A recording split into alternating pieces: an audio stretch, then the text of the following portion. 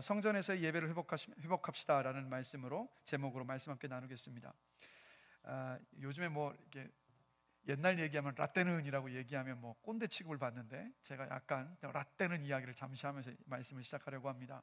제가 어릴 때요, 지금 제가 이 설교하는 강단에 지금 구두를 신고 올라왔는데, 이건 꿈도 못 꿀 일이었습니다. 아마 다들 기억하시는 분들 계실 거예요. 강대상에 신발 신고 올라가는 일은요, 이게 큰일 날 일이었습니다. 강대상은 아무나 올라가는 것도 아니었어요. 그렇죠? 그래서 제가 어릴 때 시골에 있는 그 교회에서 강대상이 또 이렇게 밑에 소강대상이 있고 또 위에 또 이런 식으로 되어 있었는데, 아우 정말 그 높은 강대상에 한번 우연히 막 놀고 이렇게 장난치면 다니다가 한번 발 디뎠다가요, 이게 계속 들어왔으니까 야 이거 정말 큰일 나는 거 아닌가, 막 그런 어떤 걱정을 했었던 기억이 납니다. 그러니까 올라가면 큰일 나는 줄 알았던 곳이 강단이었습니다. 왜 그렇습니까? 하나님의 말씀이 선포되는 곳이었기 때문에, 거룩한 곳이어서 아무나 그 위에 올라갈 수 없는 곳이 바로 강단이었어요. 그래서 강대상을 청소하시는 분은 누가 청소하셨습니까? 아무나 청소 못했습니다. 기도하시는 권사님들만 강대상에 올라가셔서 닦고 청소하실 수 있으셨다는 거예요. 그런데 여러분, 시간이 흘러서 이제는 이런 생각을 가지고 있는 성도들 만나기가 어렵습니다. 왜냐하면 이런 이야기들이 많이 오갔죠. 그거 다 종교적인 행위다, 강대상에 있는 곳이 거룩한 곳이 아니다, 그러니까 이런 말들이 어느샌가 교회 안에서 이제 나오기 시작을 했었고, 그래서 어느 누구도 이제는 이 강대상을 가리켜서 거룩한 곳이라고 이야기를 하지 않습니다. 자, 그럼 제가 생각해 보고 싶은 건 이겁니다. 종교적인 행위고 종교적인 생각이고 마음이라고 볼 수가 있어요. 그러나 예전에 우리 신앙의 선배들이 그러한 마음과 태도를 가지고 강대상을 대했었던 그 중심이 무엇인가를 우리는 놓쳐서는 안 된다는 거예요. 여러분, 그 중심이 뭐였을까요? 그 중심은요, 종교적인 행위이다라고 단정 짓기 앞서서 그 중심은 뭐였느냐? 바로 우리가 예배하는 이 예배당을 우리 신앙의 선배들은 어떤 공간으로 봤냐면 성전으로 봤어요. 여러분, 성전이 뭡니까? 거룩한 곳이요. 그 성전으로 봤기 때문에, 그래서 이전에 우리 신앙의 많은 선배들은요, 그래서 예배당을 사랑했습니다. 그래서 교회를 사랑했다고요. 질문 드리고 싶은 것은, 여러분들은 교회를 그만큼 사랑하고 계십니까? 여러분들이 오늘 예배드리고 있는 이 장소를 여러분 어떤 마음으로 어떻게 생각하고 계십니까? 제가 보건대 과거에 있었던 모든 것들이 다 폐기되고 없어져야 될 것들이 아니라, 그 가운데 우리가 정말 품고 지켜야 되는 것들은 지켜야 되는 때가 지금이라고 저는 확신합니다. 자, 여러분, 구약 성경의 다윗을 보면 왕으로 기름 부음 받고 나서 10년 동안요, 짐승처럼 사울을 피해서 도망 다녀야 됐습니다. 그가 막 피해 다녔던 장소가 라마, 기브아, 높, 가드, 아둘람, 미스베, 헤레 수풀가, 그일라, 십광야, 마온 광야, 엔게디, 바란, 갈멜, 다시 십광야로 돌아와서 가드와 시글락까지 10년이 넘는 시간 동안에 이렇게 짐승처럼 도망 다녀야 했었던 다윗이었습니다. 그런데 다윗이 이렇게 도망 다니면서 깊이 깨달은 것 한 가지가 있어요. 어떤 건지 아십니까? 이 세상 어느 곳도 안전한 것이 없다라는 것. 이 세상 어느 곳도 안전한 것이 없다는 것. 그래서 도망치면 도망칠수록, 도망 다니면 도망 다닐수록 다윗이 간절히 사모했던 그 한 가지가 있었어요. 자, 질문 드릴게요. 여러분, 이 시간 하나님께서 여러분에게 오셔서 한 가지 소원만 말해봐라, 그럼 내가 그 소원 들어주겠다라고 물으신다면 어떤 소원을 말씀하시겠어요? 마음에 그 소원 생각하셨죠? 그럼 다윗의 소원이 뭔지 아십니까? 시편 27편 4절 말씀 함께 보실까요? 함께 읽겠습니다. 내가 여호와께 바라는 한 가지 일, 그것을 구하리니 곧 내가 내 평생에 여호와의 집에 살면서 여호와의 아름다움을 바라보며 그의 성전에서 사모하는 그것이라. 아멘. 다윗의 소원이 뭡니까? 성전에서 하나님께 예배하는 거예요. 성전에서 하나님께 예배하는 거예요. 우리는 매주 와서 드리는 예배잖아요. 그런 분이 한 분도 안 계실 것이라고 믿지만, 매주 와서 예배를 드려서 너무도 습관적이 되어버린 이 예배인데, 다윗의 소원은 뭐였다고요? 하나님의 성전에서 하나님께 예배하는 것이 그의 유일한 한 가지 소원이었습니다. 혹시 마음의 소원이 무엇입니까? 라고 물었을 때, 제 마음의 소원은 하나님께 최선의 예배로 올려드리는 것입니다 라는 그 마음의 소원을 혹시 고백하신 분 계십니까? 그 마음의 소원 혹시 고백하신 분이 계시다면 하나님께 그 마음의 소원을 따라서 온전히 예배하십시오. 하나님께서 그렇게 예배하는 여러분의 삶을 책임져 주십니다. 다윗의 삶을 책임져 주셨던 것처럼. 그럼 왜 이렇게 다윗이 성전에서 하나님을 예배하는 것을 여러분 사모했을까요? 시편 27편 5절에서 10절 말씀을 보면 다윗이 깊이 깨달은 것이 이거였습니다. 하나님을 예배하는 성전이 최고의 피난처라는 것을 알았거든요. 성전에서 하나님께 예배할 때 하나님의 그 날개 아래 품어주시고 환난에서 보호해 주시고 다윗을 너무도 사랑하신다는 것을 다윗으로 하여금 깨닫게 하여 주셨기 때문에 다윗은 성전에서 예배를 그토록 사모했었던 거예요. 그럼 질문 드립니다. 오늘 여러분 이 예배당에 와서 예배드리고 있는데 여러분에게 교회는 어떤 곳입니까? 여러분에게 지금 드리는 예배는 어떤 것입니까? 혹시 부모님이나 배우자의 눈치 때문에 할 수 없이 끌려 나와서 일주일에 한번 눈도장 찍고 가는 영적인 고문당하는 그런 장소는 혹시 아니십니까? 아니면 일주일에 1시간 투자하고 한 주의 안전을 보장받는 혹시 액땜 장소가 오늘의 이 예배 시간은 아니던가요? 여러분 요즘은 예전에 어른들이 교회를 성전이라 부르며 귀하고 거룩하게 여겼던 것이 사라지고 있다라고 말씀을 드리는데 사실 그 이유가 여기에 있습니다. 그게 단순하게 시대가 흘렀기 때문도 아니고 세대가 변했기 때문이 아니에요. 자, 이 말씀 함께 보실까요? 고린도전서 3장 16절 말씀입니다. 함께 읽겠습니다. 너희가 하나님의 성전인 것과 하나님의 성령이 너희 안에 계시는 것을 알지 못하느냐? 아멘. 이 말씀 잠시 띄워주십시오. 자, 뭐라고 말씀하고 있습니까? 이 말씀이 말하는 건 이거예요. 건물이나 장소가 아니라 성도인, 예수를 믿어 구원받은 성도인 여러분들 한 사람 한 사람들이 바로 성전이라는 말씀을 하고 있습니다. 왜 우리 각자 한 사람 한 사람들이 성전일까요? 여러분 예수 그리스도를 믿고 영접한 사람들에게 우리 예수님께서 선물로 주시는 것이 뭐죠? 우리 학생들 뭡니까? 예수를 믿으면 하나님께서 선물로 주시는 것이 뭐죠? 질문을 잘 답변하면 좋은 일이 있을 거예요. 뭐죠? 뭘 선물로 주시죠? 우리 승기하고 쓰라가 답할 법도 한데 이 얘기를 안 하네요. 성령을 선물로 주시잖아요. 그래서 예수를 믿고 구원받은 저와 여러분 안에 성령이 계십니다. 그럼 그 성령이 계신 거 어떻게 아느냐고요? 여러분 기도하실 때마다 하나님을 뭐라고 어떻게 부르십니까? 아버지라고 부르시잖아요. 아니 보지도 않은 하나님을 어떻게 아버지라고 부르십니까? 이거 정말 신기한 일 아니겠습니까?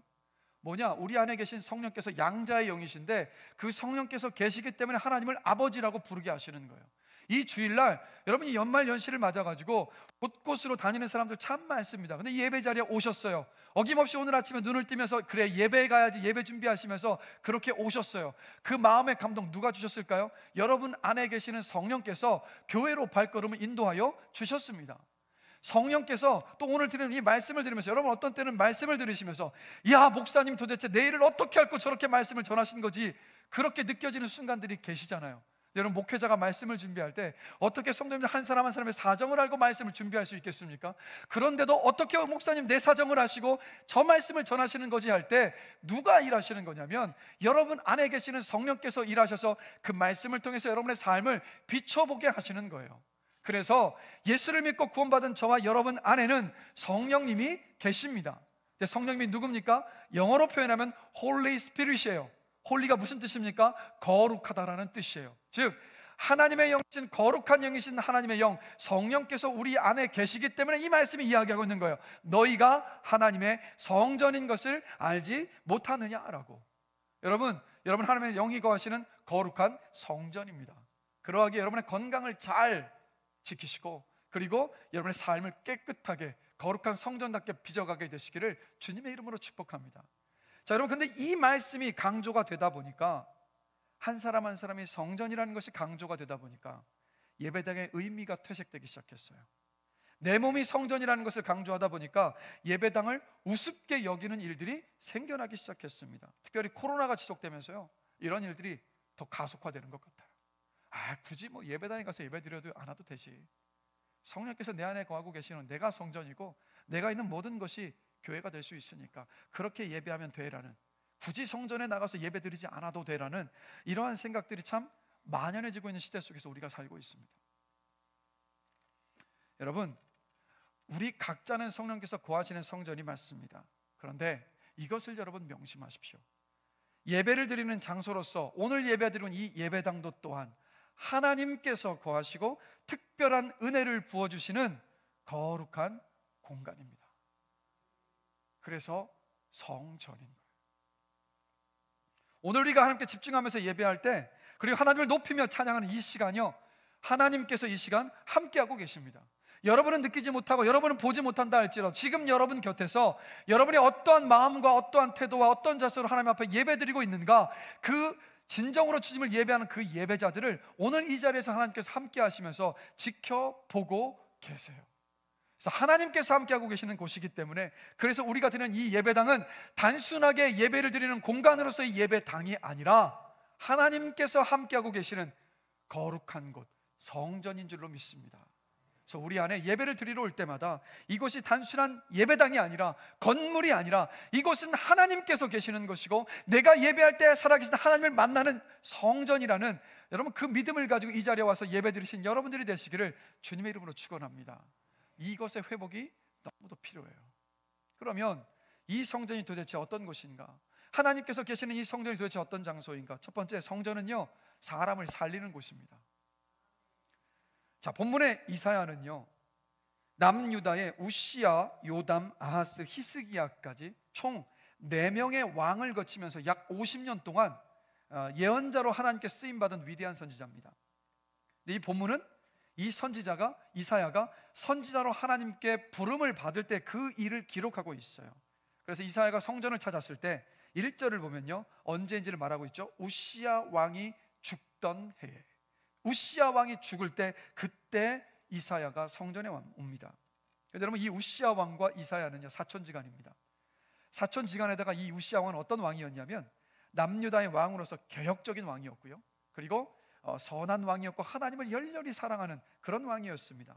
근데 이사야서 1장부터 5장까지를 보면 이사야 선지자는요, 이 북이스라엘이 하나님을 멀리 떠나서 하나님께 심판을 받아서 아시리아라는 나라에 의해서 완전히 기원전 722년에 멸망을 당해버립니다. 그런데 이 북이스라엘이 멸망을 당하는 모습을 보면서도 이 남유다의 백성들이 정신을 못 차려요. 하나님께 돌아오질 않아요. 그 신앙을 회복하지 않고 막 우상만 열심히 섬기고 있어요. 그래서 그것을 보면서, 그렇게 북이스라엘이 멸망하는 모습을 보고도 정신을 차리지 못했던 남유다를 향하여서 이사야는요, 개혁의 목소리를 냈습니다. 그래서 개혁하고자 했어요. 그래서 회개하라고 외쳤습니다. 그때 이사야가 이런 개혁을 추진해 나갈 때 왕이 누구냐면 사촌지간이었던 우시야 왕이었고요, 그리고 이 우시야 왕이 누구라고요? 하나님을 열렬히 사랑하고 이도 역시 개혁을 부르짖었던 왕이었다는 것. 생각해 보십시오. 이사야가 개혁을 막 추진하려고 하는데 왕이 또 자신과 힘을, 자신의 사촌지간이고 또 개혁을 함께 할 수 있는 왕, 마치 순풍의 도술담배처럼 얼마나 척척척척 진행이 됐겠습니까? 그러면 이 이사야는요, 사촌인 우시야 왕의 권세를 등에 업고 남유다 백성들에게 강력하게 회개를 부르짖었던 거예요. 왕이 내 편이니까 두려울 것이 없었습니다. 이사야는 아마도 매일 집 문을 열면요, 왕궁으로 가는 길과 그리고 성전으로 가는 그 길, 두 길을 봤을 텐데, 이사야는 아침에 눈을 뜨자마자 성전이 아니라 왕궁으로 향했을 거예요. 지난 밤에도 어떻게 하면 이 남유다를 개혁할 수 있을까, 개혁하고자 하는 모든 일들을 다 쓰고 난 다음에 우시야 왕을 찾아가서 내가 지난 밤에 생각해 보니까 이런 부분에 또 개혁이 필요합니다라고 이야기하면서 왕에게 이야기하기 위해서 왕궁으로 가는 그 길을 먼저 선택했을 겁니다. 왕의 권력과 함께 개혁이 진행됐으니까 이사야 마음 안에 이런 꿈이 생겼을 거예요. 그래, 이제 곧 하나님의 나라가 이 남유다 가운데 임할 날이 얼마 남지 않았다. 이제 남유다의 모든 백성들이 죄에서 떠나서 하나님만을 온전히 섬기는 때가 곧 올 것이다라는 그 희망으로 부풀었을 거예요. 그런데 그런 기대감에 부풀어 있을 때 오늘 본문을 보면 우시야 왕이 죽었습니다. 이제 더 이상 아침에 눈을 뜨면 찾아갈 왕이 없어요. 함께 개혁할 것을 이야기하면서 으쌰으쌰 할 수 있는 그 왕이 이사야 곁에 더 이상 없었습니다. 이제까지 추진했었던 모든 개혁이 다 수포로 돌아갈 것만 같은 그런 상황이 되어버렸습니다. 오늘 본문 이사야 6장에서 이 날도 이사야는요, 습관적으로 왕궁으로 향했습니다. 그런데 자신을 반겨주던, 자신과 함께 으쌰으쌰 하던, 오늘도 우리 함께 힘을 모아서 이 부분을 바꿔보자고 함께 뜻을 모았던 그 우시야 왕이 왕궁에 있지 않은 거예요. 근데 왕궁에 우시야 왕이 없자, 왕좌의 그 보좌가 비어있고 나서야 비로소 이사야가 생각했던 것이 무엇인지 아십니까? 성전에 계신 하나님을 생각했습니다. 왕이 없고 나니까 성전에 계신 하나님이 생각이 나서 성전으로 찾아갔습니다. 그리고 성전으로 찾아갔을 때 그가 경험했던 일이 바로 1절입니다. 우리 다 함께 한 목소리를 읽겠습니다. 우시야 왕이 죽던 해에 내가 본즉 주께서 높이 들린 보좌에 앉으셨는데 그의 옷자락은 성전에 가득하였고, 왕이 없는 궁궐에서 나와서 성전을 찾았는데 성전에 가보니까 놀라운 광경이 눈앞에 펼쳐진 겁니다. 높고 높은 보좌에 앉아 계신 하나님이 보이는 거예요. 하나님의 옷자락을 성전이 다 담지를 못해서 성전에 가득 차 있었습니다. 왕의 보좌가 비고 나니까 하나님의 보좌가 보이기 시작했습니다. 이사야는 아마 이렇게 탄성을 내질렀을 거예요. 왕의 보좌는 비어 있어도 하나님의 보좌는 비어 있지 않구나.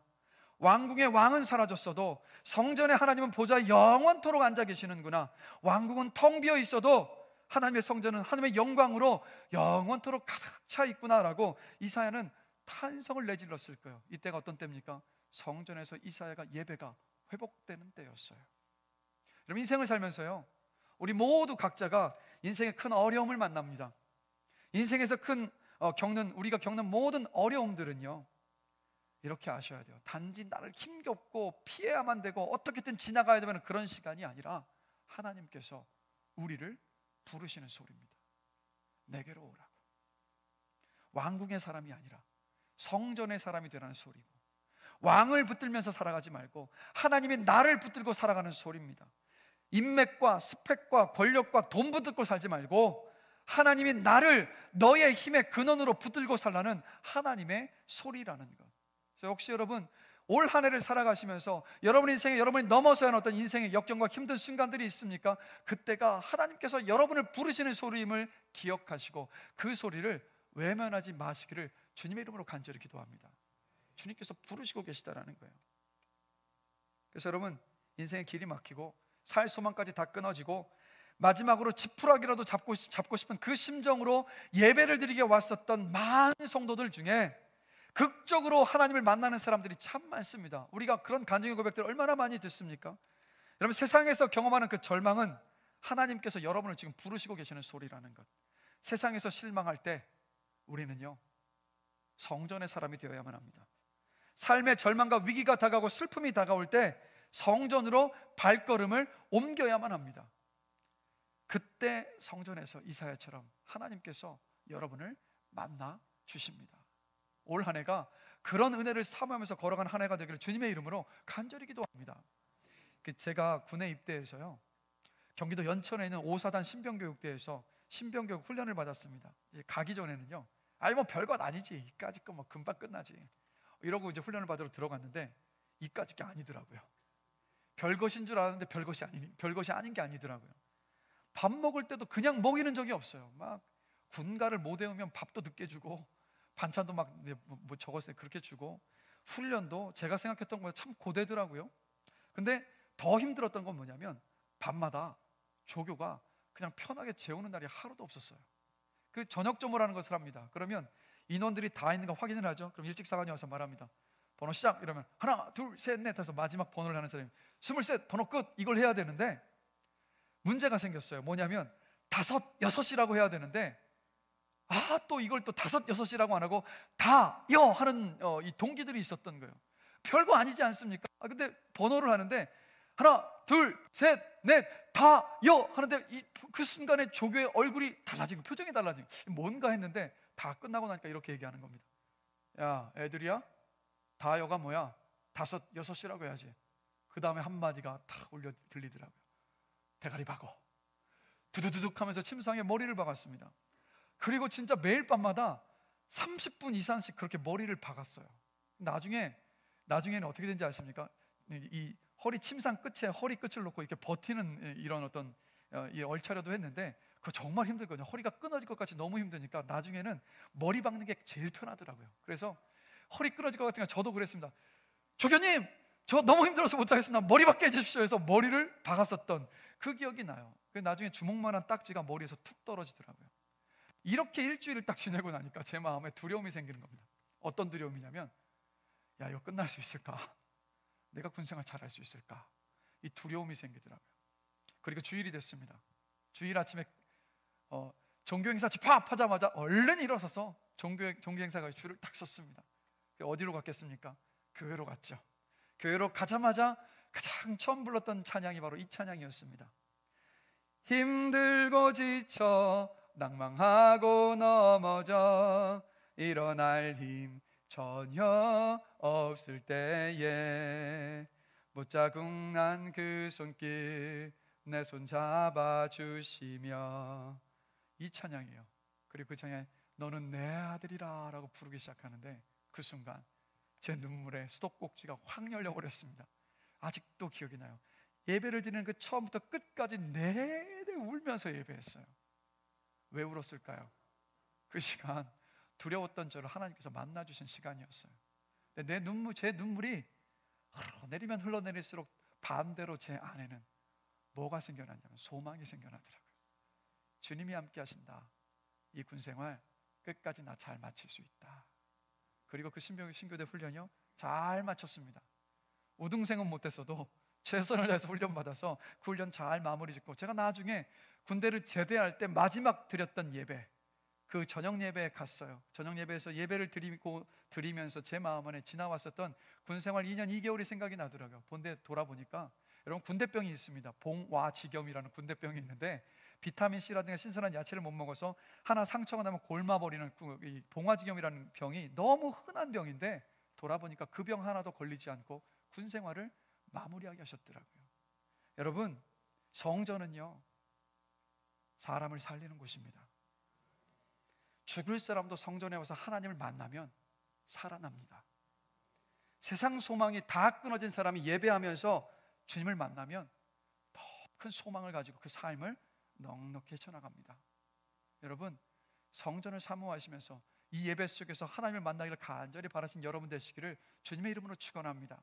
그리고 두 번째로, 성전은 어떤 곳이냐? 나를 깨끗하게 하는 곳이 바로 여러분 성전입니다. 이사야가 성전에 들어갔을 때 성전에 가득한 하나님의 그 임재를 봤어요. 근데 2절부터 4절 말씀을 보면 어떤 일을 봤냐면 6날개를 가진 천사가 하나님을 찬양하고 있어요. 근데 6날개 중에 맨 위에 날개를 가지고는 그 두 눈을 가립니다. 하나님을 바라볼 수가 없어서. 그리고 밑에 있었던 두 날개를 가지고는 부정의 상징인 발을 가리고 있고, 중간에 있는 날개를 펄럭거리면서 하나님을 향해서 거룩하다 거룩하다라고 예배를 드리고 있는 모습을 봐요. 그때 이사야가 더러운 자기 자신을 발견하고 이렇게 탄식을 합니다. 우리 5절 말씀입니다. 다 같이 한 목소리 한번 읽겠습니다. 그때에 내가 말하되 바로다 나여 망하게 되었도다. 나는 입술이 부정한 사람이요 만군의 여호와이신 왕을 배웠음이로다 하였더라. 아멘. 자, 이제까지 이사야는 어떤 사람입니까? 남유다의 개혁을 부르짖었던 사람, 이스라엘 백성들을 향해서 그거 잘못됐다, 당신들 그 길에서 회개하고 돌이켜라 라고 회개의 메시지를 선포했었던 이사야입니다. 그런데 성전에 와서 하나님께 예배하면서 하나님 앞에 서고 나니까 바로 내가 회개하고 돌이켜야 될 사람이라는 것을 깨닫게 된 거예요. 여러분, 질문 드릴게요. 이 세상에 문제 없는 교회가 있을까요? 없을까요? 문제 없는 교회는 없습니다. 그럼 또 질문 드릴게요. 이 세상의 모든 교회가 왜 문제 있는 교회일까요? 이 세상의 모든 교회는 왜 문제 있는 교회일까요? 우리가 아니라 내가 있기 때문입니다. 문제 있는 내가 있기 때문에 모든 교회는 문제 있는 거예요. 그러니까 여러분, 교회 탓하실 이유가 하나도 없어요. 근데 우리의 문제는 어디에 있는지 아십니까?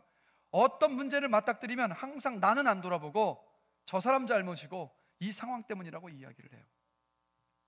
여러분, 나에게 일어난 모든 일이 남 때문이고 남이 바뀌어야 되고 누구 때문이고 남 탓을 하고 있다면 절대 그 문제는 해결되지는 않습니다. 대부분의 문제는요, 나로부터 출발할 때 해결됩니다. 그래서 여러분, 남 탓만 하는 사람들의 공통점이 있어요. 뭔지 아십니까? 자기가 문제라는 걸 몰라요. 여러분들 안에 그런 분들이 한 분도 안 계시기를 기도합니다. 여러분, 자기의 모습이 그러면 가장 잘 보일 때가 언제일까요? 돌아보시면 여러분의 모습이 가장 잘 보일 때가 언제셨습니까? 하나님 옆에 나와서 예배할 때요. 하나님 앞에 설 때 내 모습이 가장 잘 보여요. 거룩하신 하나님 아버지 앞에 서면 거룩한 줄 알았던 내가 얼마나 잘못된 사람이었는가 훤히 보입니다. 그래서 성전에 와서 예배드리는 사람은 처음엔 누구 때문에 못 살겠다고, 상황이 너무 안 좋으니까 해결해달라고 애쓰면서 떼쓰면서 웁니다. 근데 그런 기도 중에 하나님을 만나면, 하나님의 그 임재를 경험하면 그 통곡이 자기를 향한 통곡으로 바뀌어요. 너 때문이라는 기도가 나 때문이라는 기도로 바뀝니다. 그리고 그 기도가 바뀔 때 진짜 변화가 시작이 돼요. 그래서 여러분, 성전 밖에 가면 남이 보이고요, 성전 안에 보면 누가 보입니까? 내가 보입니다. 평생 남 탓하면서 남들이 바뀌어야 한다고 복술의 칼날을 품고 살던 사람이 교회에 나와서 예배하면서 하나님을 만나면 그 모든 것이 나 때문이었구나, 그것을 깨닫고 회개하고 돌이킵니다. 오늘 본문의 이사야도 똑같았어요. 하나님 아버지 앞에 서기 전에는 나는 경건하고 나는 거룩한 줄 알고 다른 사람들을 막 회개하라고 정죄했었고 그들을 막 판단했었습니다. 그런데 하나님 아버지 앞에 서고 나니까 내가 가장 큰 죄인이라는 것을 깨닫고 나고 그 앞에 회개하고 자복하는 모습을 봐요. 그럴 때 자기 죄를 회개하고 통회하는 이 이사야의 마음이 하나님 아버지의 마음에 닿았을 때, 그때 하나님께서 이사야를 새롭게 만들어주시는 모습을 봐요. 6절과 7절입니다 다 함께 한 목소리로 한번 읽어보겠습니다. 그때 그 스랍 중에 하나가 부젓가락으로 제단에서 집은 바 핀수치를 손에 가지고 내게로 날아와서 그것을 내 입술에 대며 이르되, 보라, 이것이 내 입에 닿았으니 내 악이 제하여졌고 내 죄가 사하여졌느니라 하더라. 아멘. 이사야를 깨끗하게 하시는 거예요. 그리고 나자 하나님이 이렇게 말씀하십니다. 8절입니다 함께 읽겠습니다. 주께서 이르시되 내가 누구를 보내며 누가 우리를 위하여 갈고 하시니, 그때 내가 이르되 내가 여기 있나이다, 나를 보내소서 하였더니, 하나님 이사야의 모든 부끄러운 것 죄를 깨끗하게 하셨습니다. 그리고 하나님의 말씀을 선포하도록 그제서야 세상으로 이사야를 보내시는 모습을 봐요. 여러분 기억하십시오. 성전은 저와 여러분을 깨끗하게 하는 곳입니다. 성전은 남 때문에 속상해서 하나님 앞에 하소연하고 살고 싶어서 울고 싶어서 찾다가 남이 아닌 내 모습을 발견하고 부끄러워하면서 통곡하는 곳이고, 통곡에 머무르지 않고 하나님께서 내 모든 부끄러움을 다 용서해 주시고 새롭게 태어나는 것을 경험하는 곳이 바로 여러분, 우리가 예배하고 있는 이곳 성전입니다. 여러분, 하나님은 예배드리는 사람을 회복시키시고 이렇게 말씀하세요. 이제 됐다. 이제 내가 너를 세상에 보내도 되겠다. 이제 내가 너를 세상과 가정과 회사로 보내니까 너는 내 이름으로 가서 그들에게 복음을 전해라 라고 말씀하십니다. 그래서 우리 교회 한 성도님은요, 예배 때마다 자신을 돌아보게 하신 하나님의 그 손길을 늘 경험하신다고 고백합니다. 그래서 이전에는 모든 문제가 다 배우자 때문이었고 다 자녀 때문인 걸로 그렇게 생각했어요. 그러다 보니까 이 마음 안에 울분과 막 화가 있어요. 근데 예배 시간에 예배를 드리면서 하나님 앞에 서고 나니까, 하나님의 그 임재를 경험하고 나니까, 아, 그 모든 게 다 내 문제였구나, 내가 문제였구나라는 것을 깨닫고 회개하고 돌이키시게 되셨다는 거예요. 그러자 집에 돌아가서 배우자와 자녀를 대하는 말과 태도가 변화되기 시작하셨어요. 화를 내고 따져묻는 것이 아니라 마음을 가라앉히고 배우자에게 이야기하고, 자녀의 행동들에 잔소리를 하는 것이 아니라 용납하게 되기 시작했다는 거예요. 저는 여러분 확신합니다. 이 성도님이 예배에서 하나님을 만나고 하나님 아버지 앞에 자신을 돌아보고 이렇게 서는 한, 분명히 이 가정이 온전히 회복될 줄로 저는 확신합니다. 그리고 그 변화는, 그 회복은 이미 시작되었어요. 여러분, 가정의 변화뿐만이 아닙니다. 여러분 인생 가운데, 여러분의 개인의 삶 가운데 두려우십니까? 바뀌고 싶은데 바뀌지 않은 무언가가 있으십니까? 어떤 것을 향해서 나아가야 될지 도무지 갈피를 잡지 못해서 늘 방황하고 계십니까? 이런 그 문제를 해결하는 방법은 다른 데 있지 않습니다. 하나님께서 이 성전에 와서 하나님 아버지를 만나고 경험할 때 여러분의 그 삶의 모든 문제가 회복되게 될 줄로 저는 확신합니다. 그런 마음의 소원을 가지고 이 주일에 예배 자리에 오는 여러분들이 되시기를 주님의 이름으로 간절히 축원합니다. 그래서 말씀을 정리하면서, 여러분의 인생에 절망과 위기와 슬픔이 찾아왔다면 그때는 어느 때입니까? 성전으로 발걸음을 돌려야 할 때입니다. 성전에서 하나님을 만나야 될 때입니다. 그때 하나님께서 여러분을 새롭게 하실 것이고, 새롭게 변화된 여러분들이 세상을 나가서 하나님을 담대하게 증거하는 믿음의 사람으로 이 땅을 살아가게 될 줄로 믿습니다. 그래서 저와 여러분들이, 여러분, 하나님께서 우리를 왜 구원하여 주셨는가 늘 잊지 않으셨으면 좋겠어요. 나만 예수 잘 믿어서 이 땅을 살아가는 것이 아니라 아직 하나님 알지 못하는 많은 사람들, 그 사람들을 구원하라고 저와 여러분들을 불러주셨습니다. 제가 말씀을 마무리하면서 개그우먼 조혜련 집사님이 그 간증을 제가 듣게 됐는데, 바로 이분이죠. 아마 여러분 TV에서 한번 좀 보셨을 텐데, 이분이 연예인 예배에 참석을 했습니다. 근데 강대상 한쪽 구석에 쓰여 있는 이 문구가 눈에 들어온 거예요. 하나님은 한 사람의 예배자를 찾으십니다. 그 예배자가 바로 당신입니다. 근데 그 문구를 읽는 순간 몸에 전율이 흘렀습니다. 그리고 이런 고백을 해요. 하나님, 그 한 사람 찾으시는 예배자가 바로 저였군요. 아주 큰 소리로 아멘을 제가 외칠 수도 없고 기도할 용기도 내게는 없지만 저도 참된 예배자가 되고 싶습니다 라는 고백을 한 거예요. 예배를 드리는데 누군가가 이 조혜련 집사님의 어깨를 감싸더랍니다. 그래서 개그우먼 언니였던 그 이성미 집사님, 지난번에 새생명식 때 우리 교회 와서 말씀을 전해주셨죠. 아, 성미 언니가 내 어깨를, 내가 너무 울면서 예배 드리니까 내 어깨를 감싸주고 있는구나 라고 생각을 해서 돌아보니까 아무도 없는 겁니다. 그 순간 알았던 거예요. 아, 하나님이 지금 내 어깨를 감싸주고 계시는구나. 그리고 그 순간 그날만 내 어깨를 감싸주셨던 것이 아니라 태어나자마자 아들이 아니라고 엄마가 나를 엎어놨을 때도, 어린 나이에 시장에서 추위를 이겨가면서 쑥갓을 팔 때도, 과자 공장에서 과자를 포장하면서 힘든 시간을 보낼 때도, 일본에서 머리를 싸매며 울면서 죽고 싶었을 때도, 심지어 남녀 호랭개교를 믿으면서 하나님을 부정할 때도 하나님께서 단단히 자신을 붙들고 계시다는 것을 깊이 깨달았다는 거예요. 그러면서 이런 고백을 합니다. 하나님, 이 세상에서 그동안 저와 함께하고 계셨군요. 저는 혼자가 아니었군요. 그 시간 하나님의 함께 하심을 깊이 예배 속에서 경험하고 나서 이렇게 고백을 합니다. 그때 이후로 저는 두렵지 않습니다. 세상에 부러울 것도 없고 두렵지도 않고 제 삶을 믿음으로 감당하고 싶다라는 고백을 하시더라고요. 여러분, 주일마다 예배 자리에 오실 때 그냥 오지 마세요. 오늘 이 예배 자리에 오실 때 어떤 마음으로 오셨습니까? 일주일에 한 번 오는 이곳은요, 하나님께서 계시는 성전입니다. 맥스 루케이도 목사님이 이런 말씀을 하시더라고요. 준비된 모습으로 예배에 나오라고 당부드리고 싶습니다. 기도하고 오십시오. 그래야 도착해서 준비된 상태로 기도할 수 있습니다. 충분히 잠을 자고 오십시오. 그래야 예배에 도착해서 깨어 있을 수 있습니다. 말씀을 읽고 교회에 오십시오. 그래야 예배 드릴 때 마음밭이 부드러워집니다. 갈급한 마음으로 오십시오. 자원하는 심령으로 오십시오. 말씀을 주실 하나님께 기대를 품고 오십시오라고 말씀하시더라고요. 여러분, 하나님도 이렇게 말씀하십니다. 나를 사랑하는 자가 나의 사랑을 입고 나를 간절히 찾는 자가 나를 만날 것이다라고 분명히 말씀하고 계십니다. 여러분, 하나님을 만나고자 하는 마음으로 이 자리에 오신 여러분 되시기를 주님의 이름으로 축원합니다.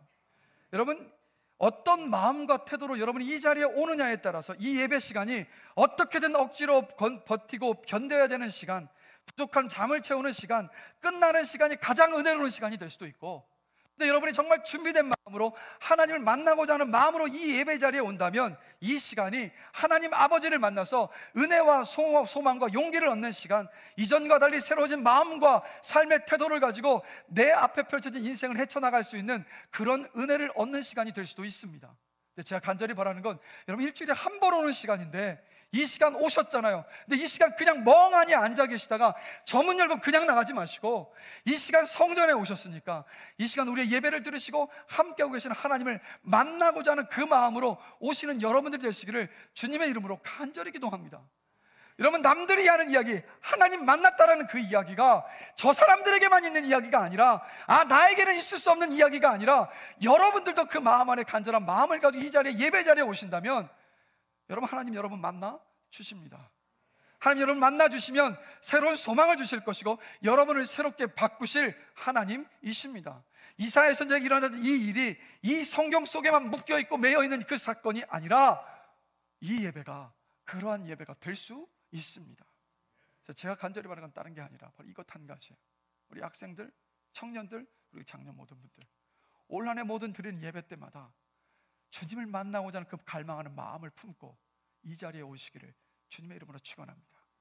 그래서 하나님을 만났다는 그 경험의 간증의 고백이 다른 교회 성도들의 이야기가 아니라, 누군가 다른 사람의 이야기가 아니라 바로 여러분들의 고백, 여러분의 간증이 되기를 주님의 이름으로 간절히 축원합니다.